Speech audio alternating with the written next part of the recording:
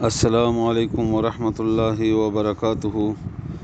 نحمده ونصلي ونسلم على رسوله الكريم محمد وعلى آله وأصحابه أجمعين. أما بعد فأعوذ بالله السميع العليم من الشيطان الرجيم من همزه ونفخه ونفثه. بسم الله الرحمن الرحيم. رب اشرح لي صدري ويسر لي أمري واحلل عقدة من لساني يفقه قولي. اللهم انفعني بما علمتني وعلمني ما ينفعني وزدني علما. انشاءاللہ نن به سورہ نحل آیت نمبر 10 او 8 بوایو انشاءاللہ. الله تعالی دی وینا حق ادا کولو توفیق را کی. الله دی مونږ تاسو ټول په قران کریم باندې پوي کی او الله تعالی دی عمل کول مونږ ته آسان کی په قران کریم باندې د رسول الله صلی الله علیه وسلم په طریقو باندې. آمین ثم آمین. دنا رستونی آیت کې الله تعالی او کافر ته چې غوی به ویلي چې مونږ د الله په مرضی باندې شرک کوو، نو الله ورته جواب کې فرمایل چې ما خو هر امت ته پیغمبران لګلیو چې هغه به همدا خبره کوله چې د الله عبادت کوئ، شرک مه کوئ او د طاغوت د عبادت نه ځان وساتئ. خو دی کې ځنه هغه و چې الله ورته هدایت وکړو او ځنه هغه و چې هغې باندې ګمراهي ثابته شوه. نو ځمکې کې لږ وګرځېږئ، د هغو خلکو انجام وګورئ چې چا به پیغمبران دروغ جنول یا د الله خبره به دروغ جنوله.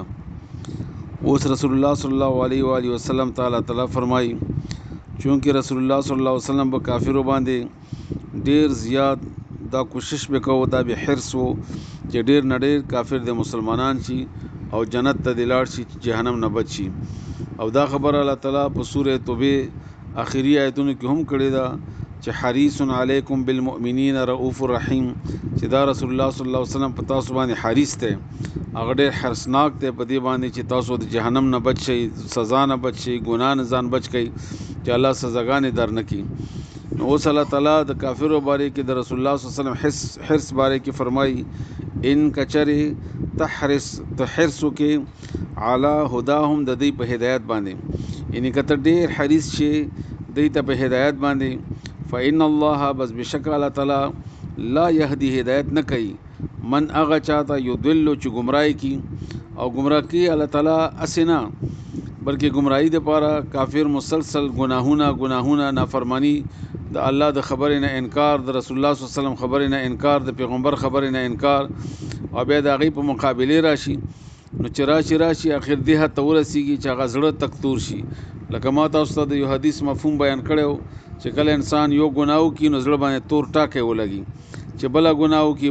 بل ټاکی ولګي، خو چې کله معافي غواړي ایمان وي نو هغه ټاکی صفا کېږي معافي سره. خو چې کله انسان مسلسل ګناهونه کوي او ایمان نه وي او یو ګناه نه بله ګناه، نو دا زړه بیا تک تور شي او داسې تور شي چې هغه بیا هغه ته هدایت بیا نه کېږي. نو دې باره کې الله تعالی سوره بقره کې هم فرمایي، بدغه کې هم فرمایلی دي چې ختم الله علی قلوبهم، الله داسې مهر زړونو باندې مهر ولګوي. نو دلته هم الله تعالی فرمایي چې کم زړونه الله تعالی واري ګمراه کی هغه د پاره بیا هدایت نه وي، وما لهم او نشته دوی د پاره من ناصرین، څوک مدد کوونکې، مدد به مر سره څوک نشي کولی. کله چې انسان په مشکل کې راشي بیا ور سره ورونه خپلوان عزیزان دوستان یا نور بادشاہان مدد کوي،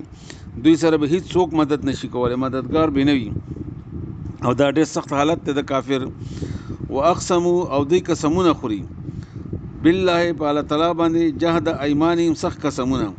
عجیبه خبره ده چې د الله نه انکار هم کوي او قسم هم په الله خوري، مضبوط قسمونه خوري او وایي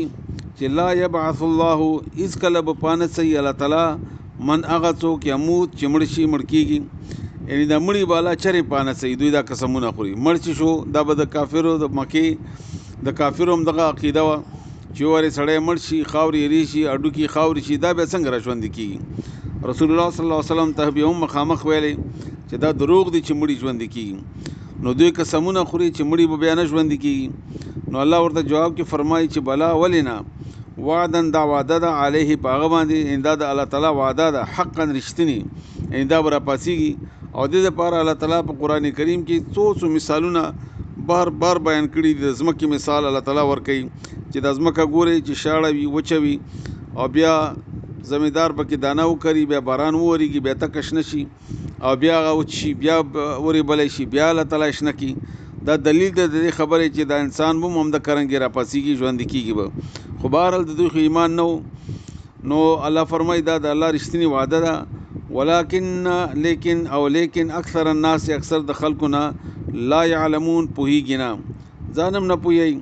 چې کني دا به مړي به ژوند کیږي اصل کې دوی د مرګ نه بعد هغه ژوندۍ ته تیارې نه کړي